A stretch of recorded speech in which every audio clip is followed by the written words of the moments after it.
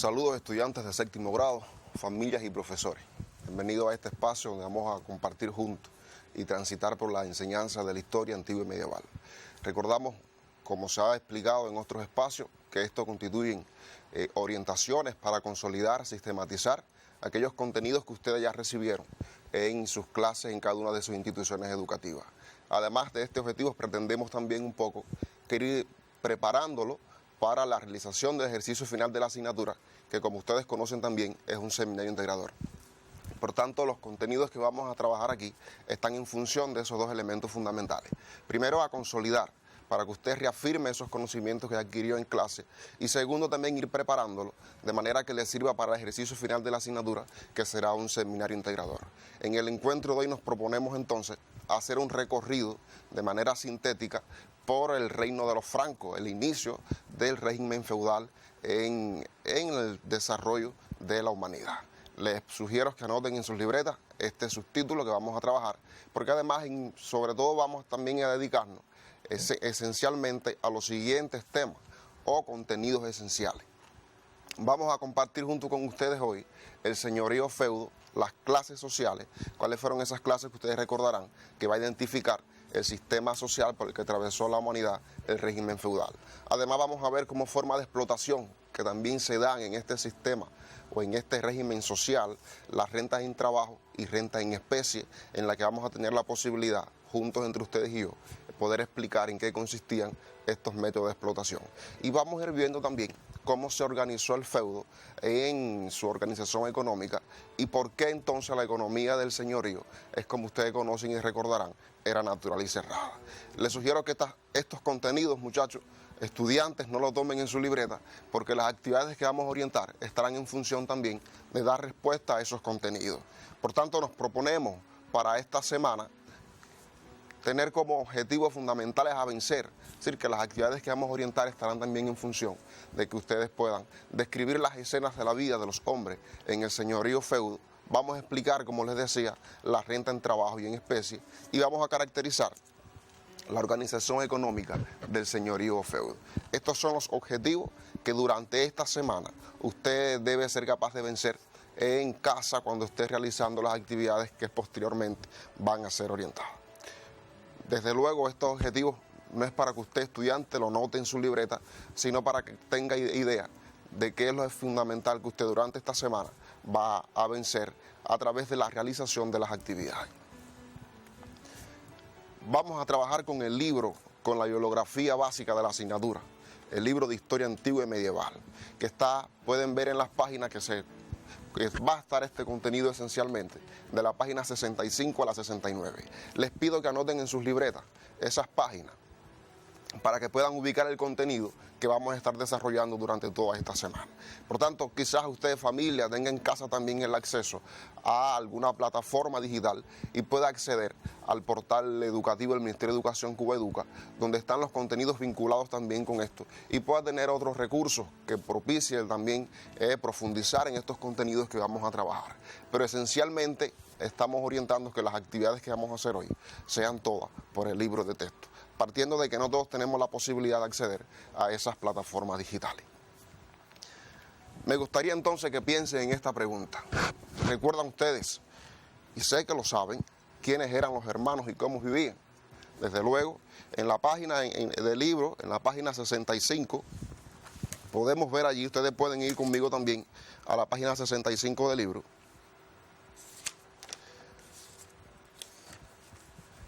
Y pueden ver allí que los romanos llamaban bárbaros los hermanos porque vivían fuera del alcance del litoral oriental del Imperio Romano y además porque constantemente les estaban hostigando. Pero ¿recuerdan ustedes cómo vivían los hermanos en esos territorios? Entonces les sugiero que veamos la próxima diapositiva. Es importante que vayan tomando nota de estos elementos, aunque aparecen en el libro de texto. Mientras ustedes van tomando nota, les voy a ir explicando algunos elementos importantes de esta diapo que está. Fíjense que vivían en pequeñas aldeas, por tanto eran grupos humanos que no se estabilizaban en lugares, sino que se iban moviendo de un territorio a otro. Dividían las tierras entre los miembros de la comunidad. Estas sociedades que luego se fueron transformando hasta convertirse, que vamos a ver posteriormente, estaban transitando por la sociedad comunitaria primitiva, por la comunidad primitiva, pero que también ya estaba en un ascenso de desarrollo superior y que iban transitando hasta otro sistema social. Por tanto, vivían en pequeñas aldeas que no se estabilizaban en un lugar, a partir de que los instrumentos que utilizaban para la agricultura hacían improductivas estas tierras, y era necesario entonces constantemente estar buscando nuevas tierras para desarrollar la agricultura. Y precisamente en la página 65, queridos estudiantes, están estos elementos. Usted lo puede anotar de la página del libro, o le vamos a dar unos minutos también para que pueda tomar nota de esta diapositiva.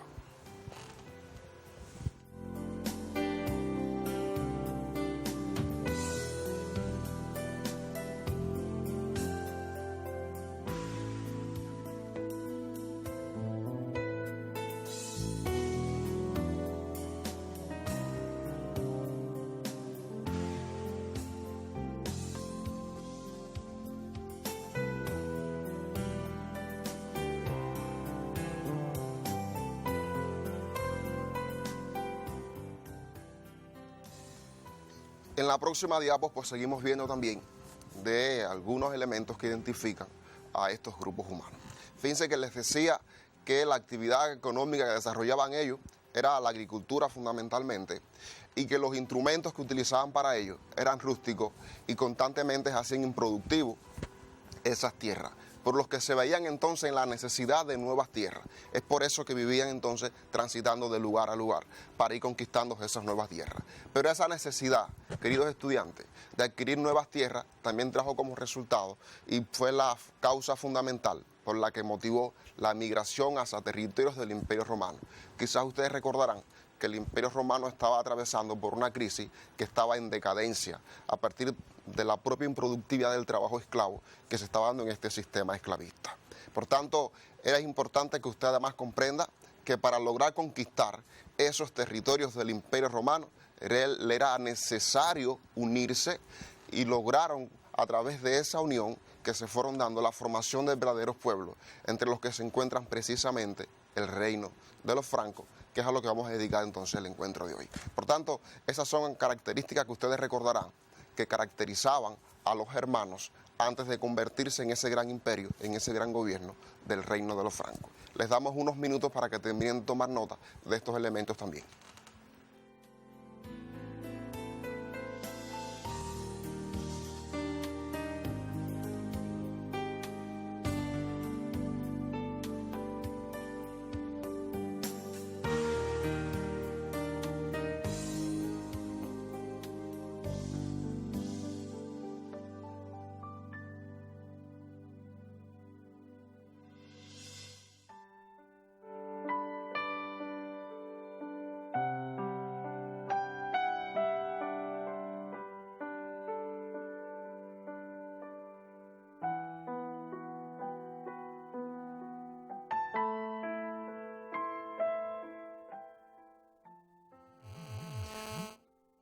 Recuerden, queridos estudiantes, también que esta conquista de esos territorios trajo como resultado que se fueran haciendo reparticiones de tierra en correspondencia con la jerarquía militar de quienes conquistaban, lo que trajo como resultado que estos militares obtuvieran grandes extensiones de tierra, convirtiéndose en terratenientes, y que estas grandes extensiones de tierra que se reparten a partir de esta jerarquía militar se van a llamar entonces, como ustedes conocen en la historia, el señorío o feudo, que no son más que grandes extensiones de tierra, y que en la lámina siguiente podemos ver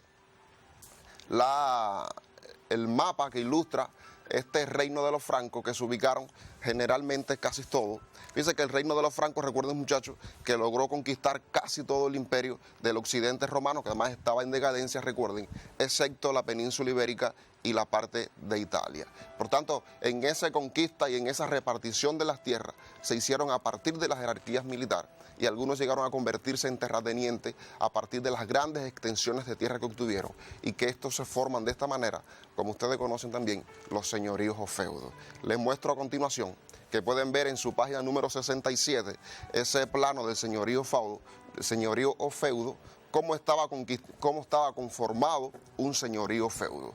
Fíjense, ustedes van a ver en el libro de texto, pueden ver la imagen, que está el castillo, tiene iglesia, tiene las viviendas de los campesinos, porque además los campesinos que estaban alrededor de todas esas extensiones de tierra, entonces se convertían parte de ese gran señorío y tenían pequeñas parcelas de tierras para ellos. Además tenían bosques, molinos, etc.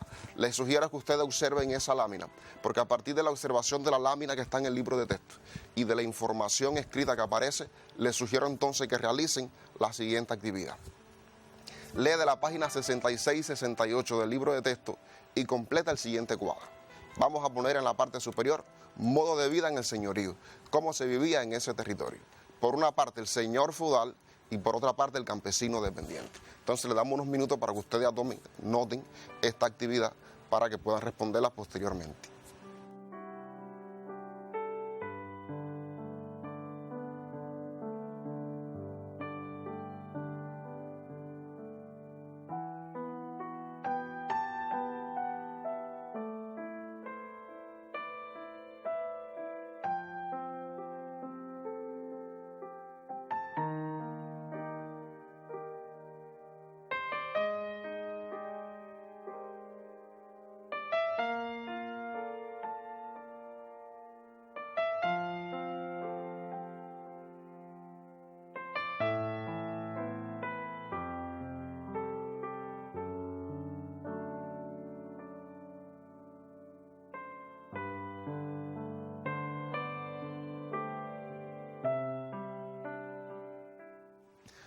Ahora, ¿recuerdan ustedes, estudiantes, cuáles eran las clases fundamentales del señorío feudo o del feudalismo como formación económica social por el que transitó la humanidad? Pero ¿recuerdan también ustedes cómo logró formarse esas clases sociales? ¿Cómo llegaron a diferenciarse en ese sistema social las clases fundamentales que se contradecían entre ellos porque los intereses eran diferentes? A continuación les muestro un resumen esquema donde vamos a ver la formación lógica de las clases sociales fundamentales que se dan en este sistema económico-social, el feudalismo. Ya les decíamos hace un momento que en esa conquista de los territorios, las tierras se fueron repartiendo a partir de la jerarquía militar y que esa distribución de tierra, que fue además no fue equitativa, que fue, reitero, fíjense que como estoy reiterando, pero es un elemento importante, a partir de la jerarquía militar, trae como consecuencia el surgimiento de grandes propiedades territoriales. Dice que ya un terrateniente va a ser dueño de una gran extensión de tierra donde va a tener a su servicio campesinos que van a trabajar para él. Y que esas grandes propiedades territoriales entonces va a traer como resultado también una desigualdad material y social que se va a dar dentro de ese feudo, lo que se va a deducir lógicamente que se establezcan entonces diferencias entre grupos sociales. Por tanto, surge allí, a partir de esa desigualdad material, dos grupos sociales fundamentales. Recuerden además, ustedes estudiaron el esclavismo anteriormente, y es bueno que lo tengan en cuenta porque a veces tienden a confundirse cuando hablamos de clases sociales. Recuerden que en todas las sociedades divididas en clases existe un explotado y existe un explotador. Por esto esos explotadores y explotados no constituyen características propias del feudalismo como clases sociales, porque existe también en el esclavismo que lo estudiaron y también en el capitalismo cuando más adelante lo van a estudiar en octavo grado. Por tanto, los explotadores y explotados son grupos sociales que igual tienen intereses en común, pero que no son clases sociales, sino grupos. Es importante porque a veces en intercambio que hemos tenido y hablamos sobre las clases sociales y muchas veces piensan en explotadores y en explotados. No, esos son grupos sociales. Y dentro de los explotadores, ¿quiénes estaban en ese feudo, en ese feudalismo? Bueno, los señores feudales. Y dentro de los explotados, los campesinos dependientes. Y quizás usted esté pensando, hey, ¿por qué son explotados los campesinos dependientes si es diferente al esclavismo? Si el campesino dependiente tenía otras posibilidades. Es verdad, pero igual eran explotados y lo vamos a demostrar un poquito más adelante. Por tanto, señores feudales y campesinos dependientes son las clases antagónicas en este sistema social, por lo que se convierten ellas dos en las clases sociales fundamentales de este sistema social. Por tanto, cuando hablamos de clases sociales, estamos hablando de señores feudales y campesinos dependientes. Les damos unos minutos para que les quede la lógica del surgimiento de las clases sociales en el feudalismo y lo puedan tomar en su libreta. Además, esa lógica está bien explicada en la página 66 del libro de texto, que ustedes, por supuesto, en la lectura pueden profundizar más en cada uno de esos aspectos. Así que unos minuticos para que la tomen y luego regresamos.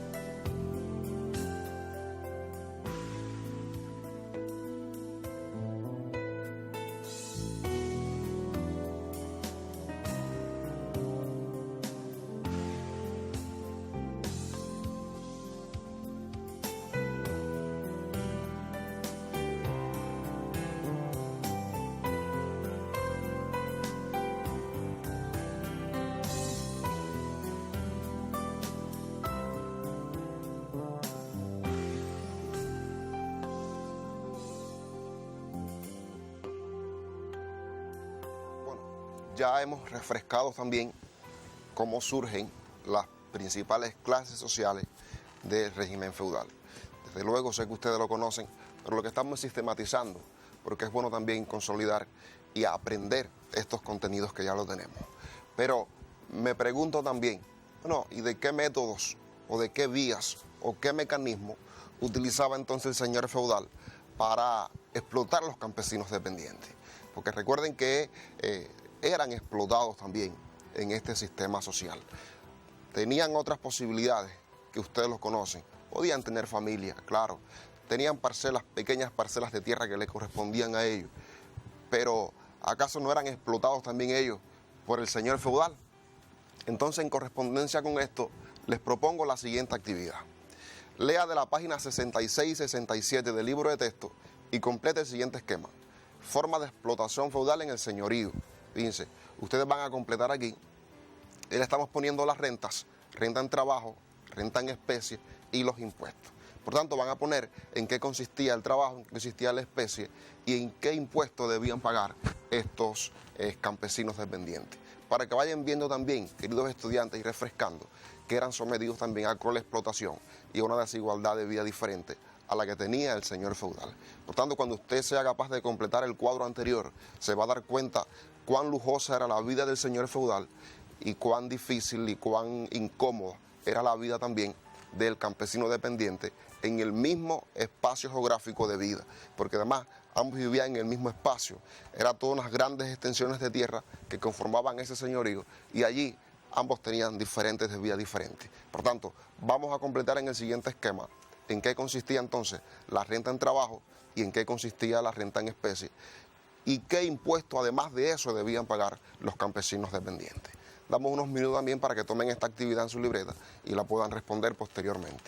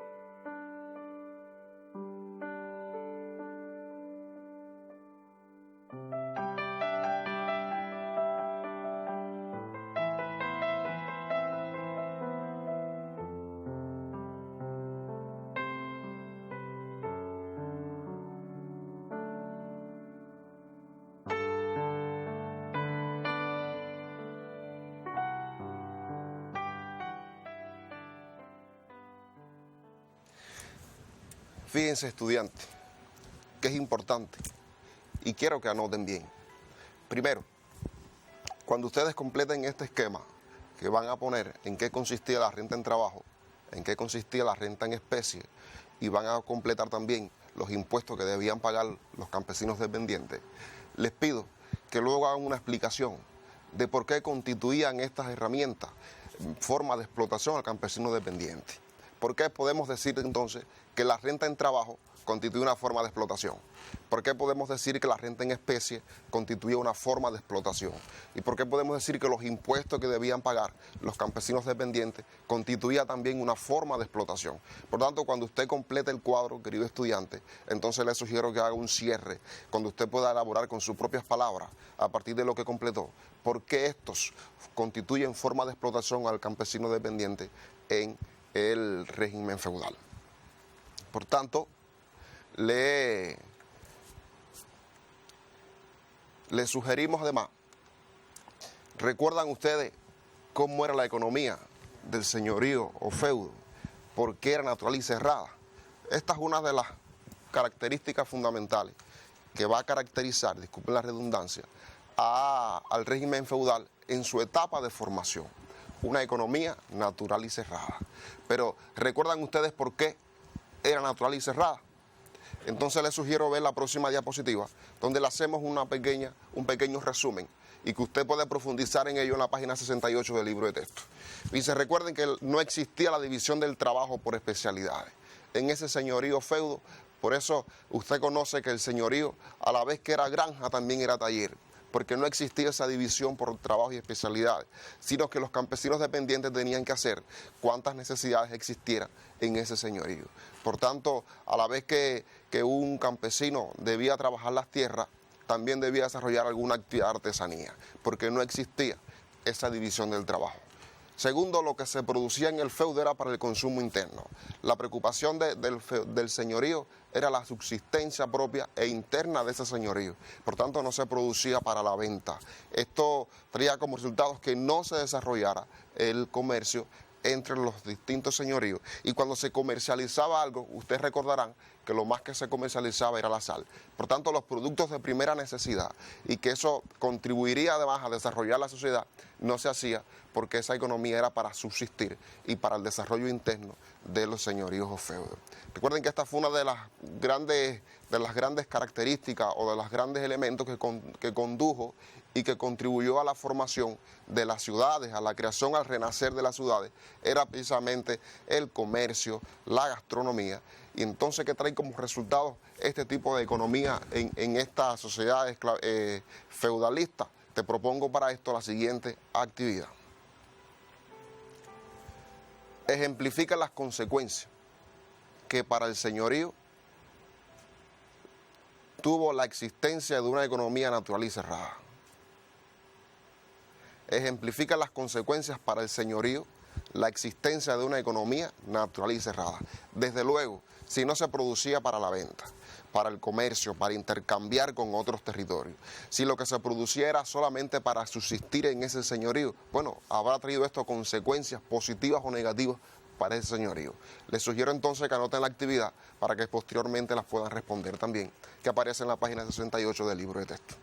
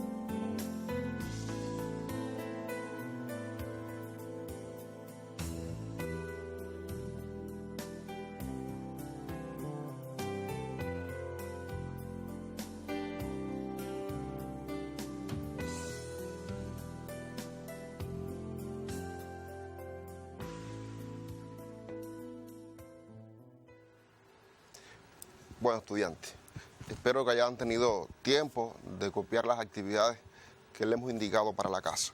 Recuerden que van a tener tiempo para responder estas actividades, que no es para que la hagan en el momento, pero que sí aprovechen el espacio que tienen en casa para profundizar en estos, porque además le va a servir, como antes habíamos dicho, primero para aprender un poco más el contenido que ya tienen aprendido de sus clases en cada una de sus escuelas, y segundo, la va a ir preparando para el desarrollo del seminario integrador. Así que le sugiero que aproveche el tiempo y que estudie el libro de texto, lea el libro de texto. Nosotros estamos insistiendo, y es un consejo además que doy a los estudiantes, porque a veces nos encontramos que los estudiantes transcriben el libro de texto.